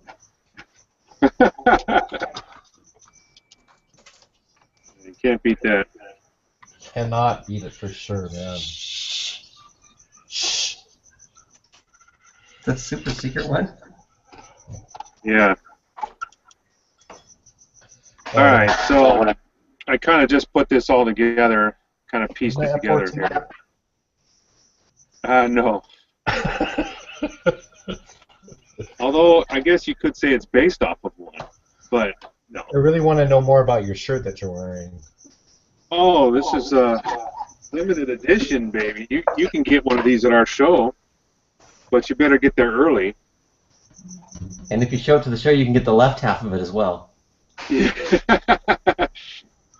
Well, it's got this nice logo on the sleeve, and then here I'll do you one. I'll turn the screen. There you I are. really want to know what kind of red that is. You really need to go there. Could be Cardinal. Could be Cardinal. We're not sure. Not now. When you hear Cardinal Red, don't think of that red on the St. Louis Cardinals. 'Cause that's not Cardinal Red. Don't be confused. Or the bird, the Cardinal. No, it's yeah. So anyway, so I kind of piece this together. All my wires are sticking up through the top here. Just drop the piece in the water. Awesome. So again, this is not glued together. I'm just kind of piecing it to see where I've got to run my wires. I've got my extra canopy on here so I can paint without worried about my cockpit getting any paint on it. There's two canopies that come with this kit. One of them's, this is like the TV version. There's another one that's more of a bubble type that's more the movie version. That's the one I'm going to use. So I've got the extra canopy just kind of glued on here with some scenic glue. That'll come off really easily once I'm ready to remove it. So I can go ahead and paint the whole nose cone section without worrying about my cockpit getting dirty or paint it up, and then I can just remove it when I'm ready and pop on the one that I'm going to use at the end. So I've painted some of these parts because there are a bunch of layers here, so I'll have to mask this off, but in order for me to do it, I had to paint some of these pieces ahead of time because they're going to be covered up with other stuff as I go. But like I was telling some of the guys earlier, normally if this Valkyrie transforms here, this piece would slide forward, so this seam is not going to need to be filled because essentially it would be a sliding part anyway. There's going to be a seam line there. So I'm just going to paint what I can ahead of time and then assemble it later. It's some of the stuff I'll have to do paint first and assemble later, and some of the stuff I'll have to assemble first and paint later. So, but definitely a pretty fun project. On the bottom, here's where the head's going to go. You can kind of see my wires coming through here from the two nose cone LEDs up here. The head is basically going to go right in this position here. But then some of that will also be covered up by this trim piece. See if I can get it. There we go. It kind of goes on like that. So my wires and everything will be kind of hidden. Once I put the head in here, you can see where the head goes. It kind of covers everything up. I don't have to worry about hiding my wires too much. So anyway, that's where I'm at.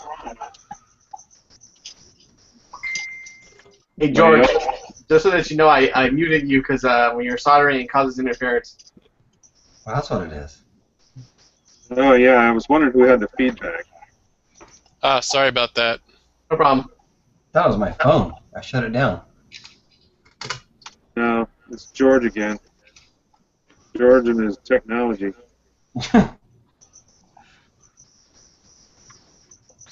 I say, Mike, that Valkyrie looks small in your giant man hands. I thought it was 172.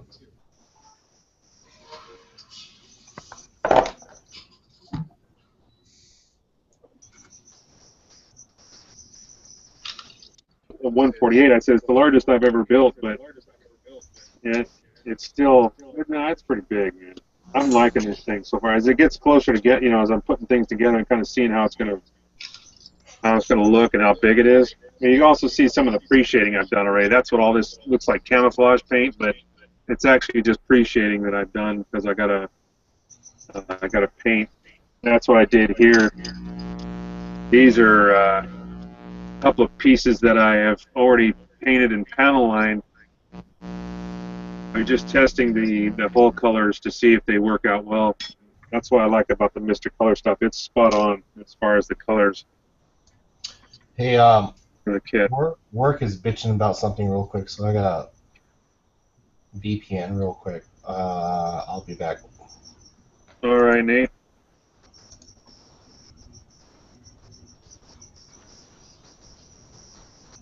Anything new going on over there, George?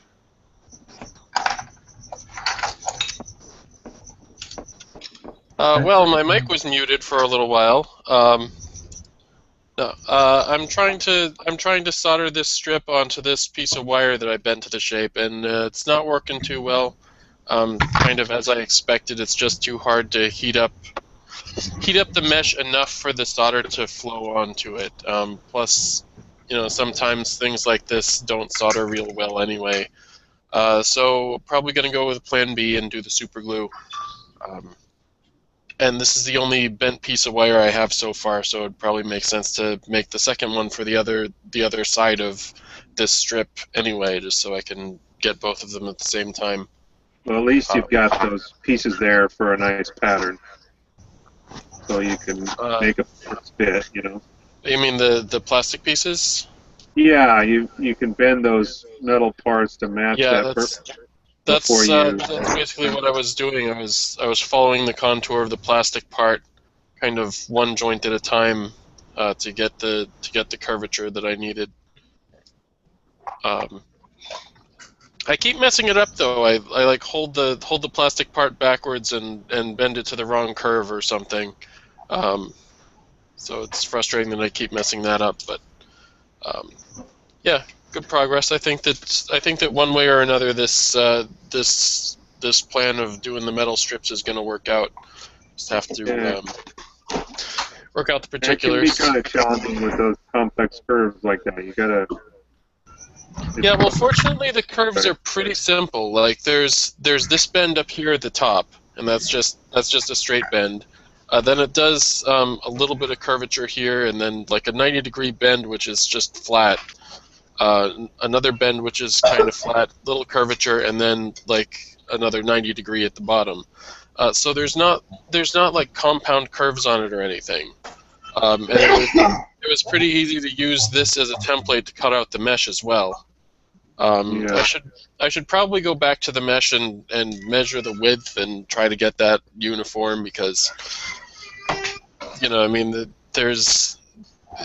it'll look better if I can get the width uniform, and I'm not confident that I managed to do that in the process of cutting the strips, but yeah, I think it'll work. Did you have any problems with that mesh kind of deforming after you cut it? Because is it just like a screen mesh? Yeah, it's basically a craft mesh. Basically a screen mesh, except it's finer than like your typical mosquito screen. Like the holes are maybe like half a millimeter or a quarter millimeter square. I'm not really sure. So yeah, well, my question was like sometimes when you cut that into a strip, it tries to deform, and it's easy to pull it apart. Is that an issue you're running into, or? Oh, yeah. Well, I mean, some of the edges are diagonal with respect to the mesh, so I do get little hairs coming off of the edge, and that will be a bit of a problem. It'll be less of a problem once I get it glued down to the metal framework, because that'll kind of keep things in place. And that'll stabilize it a bit, for sure. Yeah. Cool deal. So, yeah, I think it'll look good. Okay. Now I got to get all the solder off this piece because I tried soldering it and it didn't work. Oh. I'll put that down while my mic's on. All right. Good guy, Dan.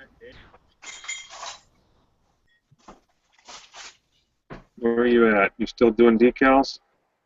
No, kind of stopped doing decals for the night. I'm just going to clean up some parts now with some lighter fluid and probably do some basic assembly. All right. Now you're just snapping right now, as far as you haven't started painting the whole kit, or you're just No, testing everything? the kit is pretty much painted at this point. I really only Okay. have part of the backpack and the arms left. Everything else is pretty much done. Okay. You matched the colors pretty close, so I couldn't tell if it was, on screen. I couldn't tell if it had been actually painted yet or not. So. Yeah, I'm not really deviating too far from the color scheme. I'm doing a little bit of an RG style thing to it, so there's a bit of variance with like the whites and whatnot, but overall it's a fairly basic color scheme. So. Okay. Very cool. All right. All right, Angel. How's your hand coming along? Come on, fine. I'm just You insert any fingers yet? not yet. Yeah. We can try. You want to see? Yeah, insert the finger. But I that, think the whole group. The then it whole becomes group. like a card show. Then it's like $20 per person that's watching.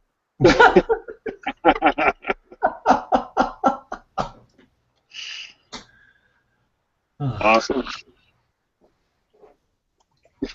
Yeah, going slowly, but yeah, I'm pretty sure I'll have it done before the show. Hummingbird. Are you taking a shot at Tim over there, who's not here tonight? Yeah, Mike, when you're talking about the hardest part of packing up your model, I thought the hardest part's going to be finishing it. Yeah, thankfully that's already done. So. All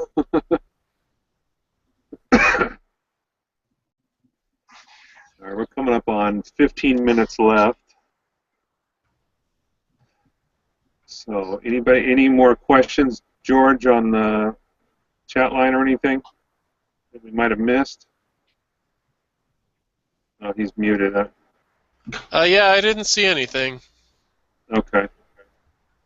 Yeah, nothing since the Sazabi question. Okay. And Mr. Dan Salas, what do you got? Still doing your chip weathering and stuff? Yeah, I'm getting pretty good weight there. I mean, I've already chipped all these pieces, and doing the other arm, then it's just the head and the backpack, so it's going pretty quick. It's a very quick technique. And this is all going to be part of your presentation, right? Yeah. In fact, I should be taking some pictures of this stuff now that I think about it. Oops. Yeah, you just reminded me. I got to find that one shot of my concept drawing. I got to take a picture of still. So. Yeah. Yeah, there it is. I actually have it right here.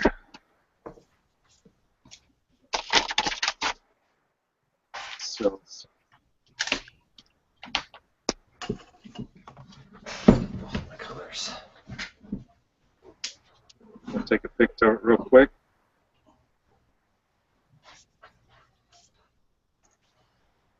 Oh, wait, that's the wrong one. Upload that to the drive later.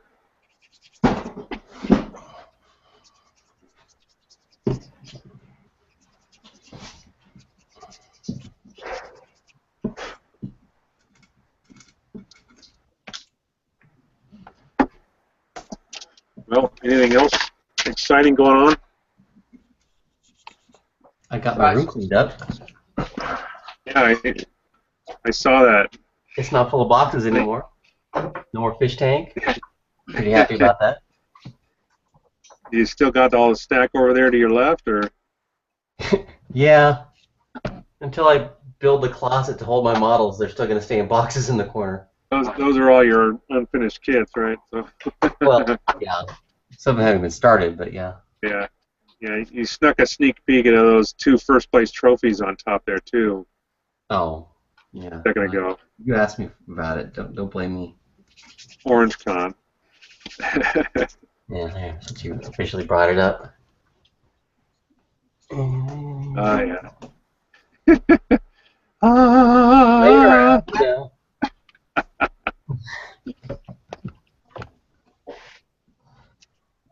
We'll have to pull out the experts trophy and get it all dusted up and ready to go. Oh yeah. Did we get the right names put on that for last year anyway? Oh, we gotta make sure that's on the to-do list. That's right, because I think we've got to add. Well, see, you got expert, right? Yeah, that's why I have the trophy. Right, right. And this year, Chuck's going to have to try to. Chuck's got to enter expert. He could have won it last year if he would have entered. Everyone's like, oh, I don't want to enter expert. And then what do we have? We have the most fantastic model there, not in the expert category. That's 2 years in a row. Yeah. I don't think he's got a choice this year. No, he doesn't. He's too well known.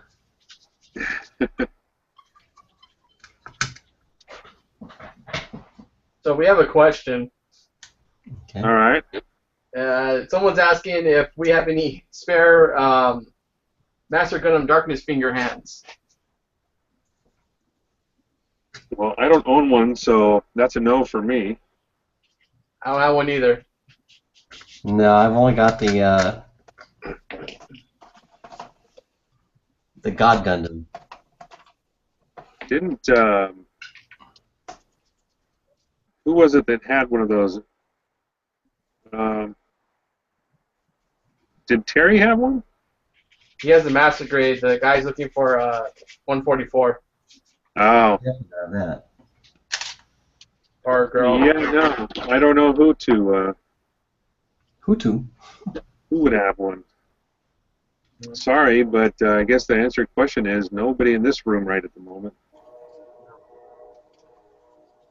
Now, did we already talk about Good Guy Gan's contest? No, actually we did. Let me go back to him. Yeah, Dan, can you give us a heads up on your contest? So we got about 10, 11 minutes left, so. We're kind of at the tail end of the contest already. Submission for the contest ended September 30th, so if you're not already entered, it's a little too late to at this point. Oh.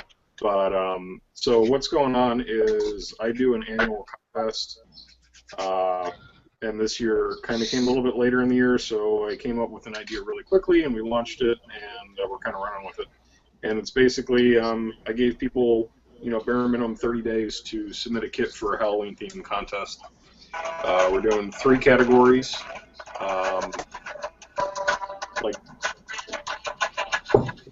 The hell? Okay. We're doing a kind of like a general best in class, funniest and most creative. So you have 1 subjective or 2 subjective, one objective kit per category. And we're doing some prizes and some other miscellaneous stuff too. So it should be a lot of fun. I've already got 1 submission in. I don't want to talk too much about it, but it's a really cool idea. So you'll see that probably on Halloween. And actually, Clem is going to be assisting with judging, and I have another buddy of mine that owns a shop. The Clem judging, yeah. Yep. Patented.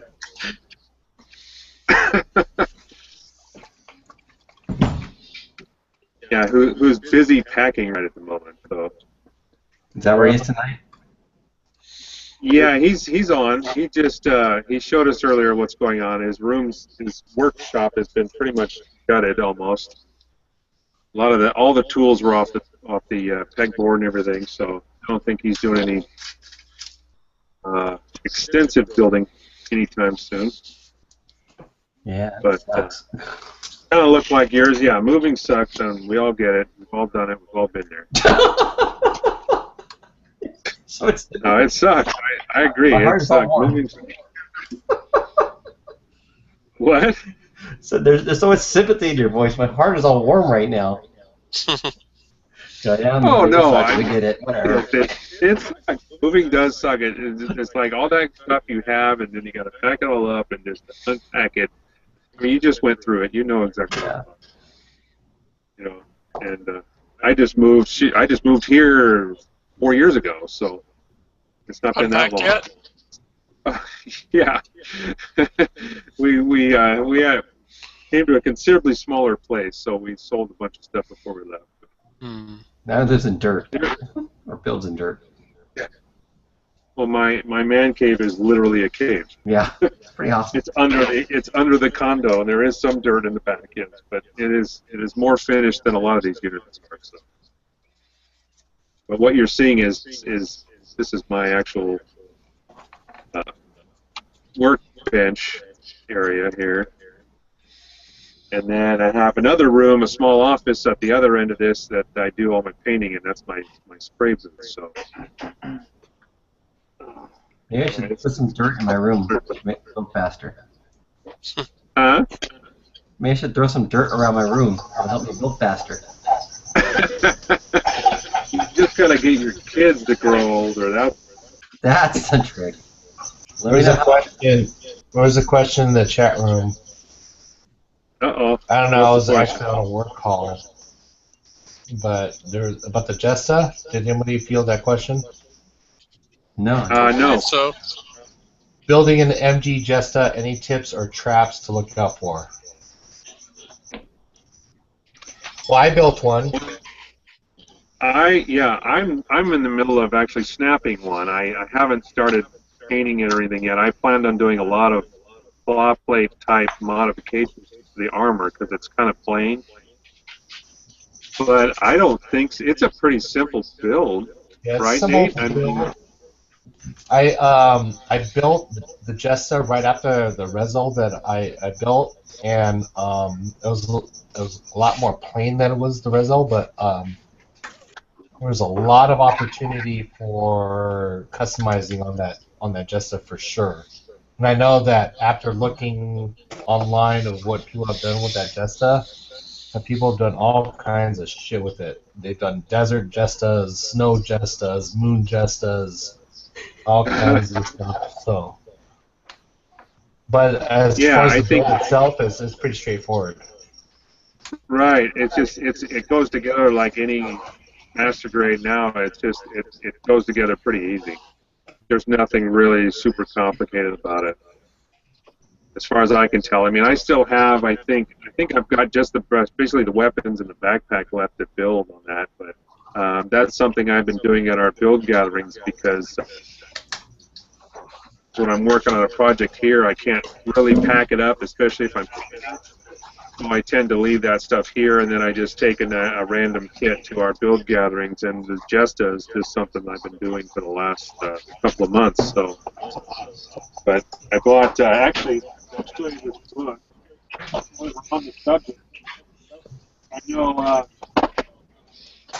Yeah, go back to myself here real quick. I know Dan Salas also has this book now. This is the Crash Built Revolution, and it's designed as a guide to doing claw plate modification, but the kit that they use as their demonstration kit is the Jesta, and it's right on the cover. So it's really nice. It explains all of the 3-line rules and how most kits are designed as far as like the detailing and panel lining and stuff like that. So it gives you an idea of if you're going to do this kind of modification.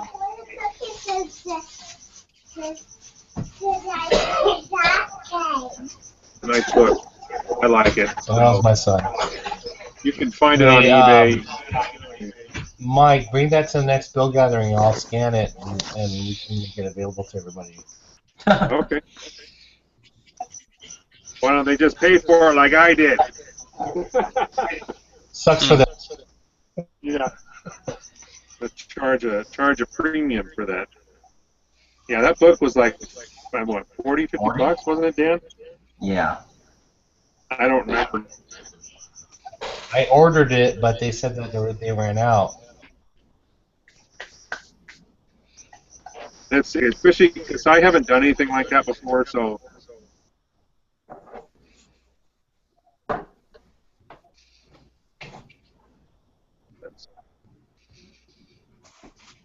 everybody get that, or did we freeze up for a second? Sounds like we muted you.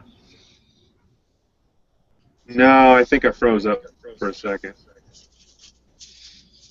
But anyway, I was saying that for somebody, I've never done that kind of modification before, so for somebody that wants to do that or is interested in doing that, I think it's perfect for that. Basics, basically, all the way up to the advanced type of stuff that you do. So. I'll say, as a guy who has done that kind of stuff before, I still found it pretty useful to just kind of check it out and see how somebody else does it and the methodologies. And he's got kind of all the shortcuts, and I was like, oh, I should have tried it that way. That would have been easier. So even if you've done it before, there's probably some value in it.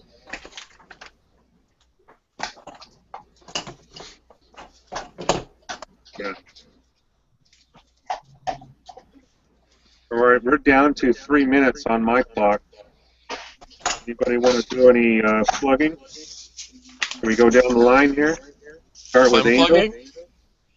Clem plugging. Well, if we're doing some clem plugging, I got a finger here. Bend over, Clem.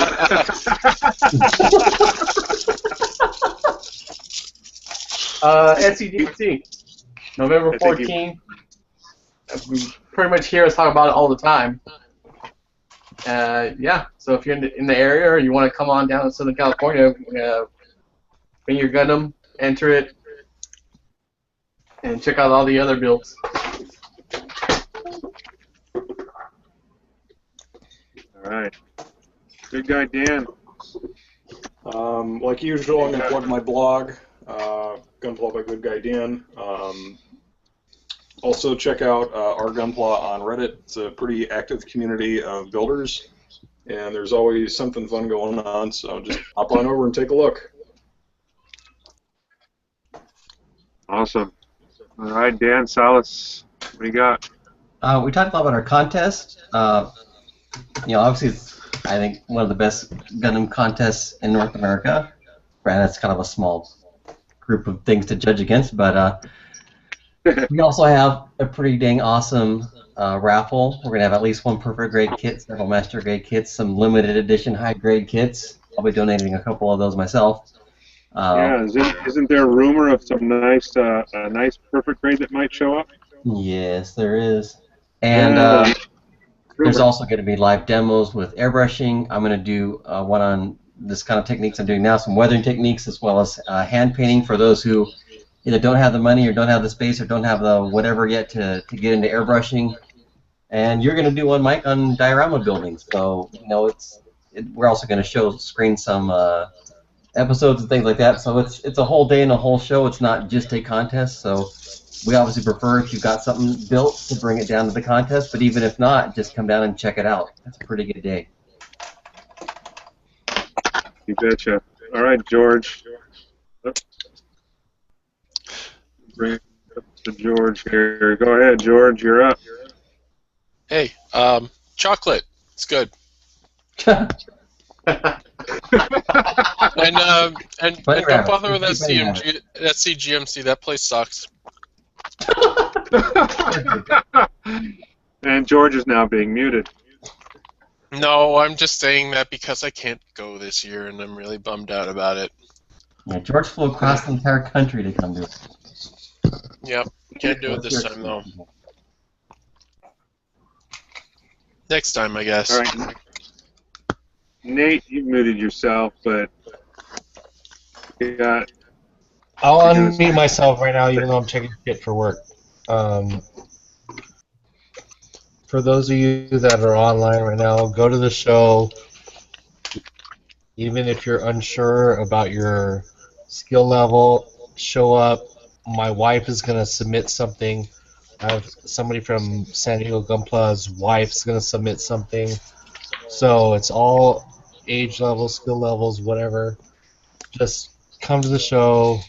There's a lot of raffle prizes that's going to be there. So it'll behoove you not to show up. It'd behoove you not to show up? Yeah, wait a minute. It's backwards. Yeah. Okay, we got to wrap this up real quick. I'm going to say one last thing. Behoove Yes, you show up.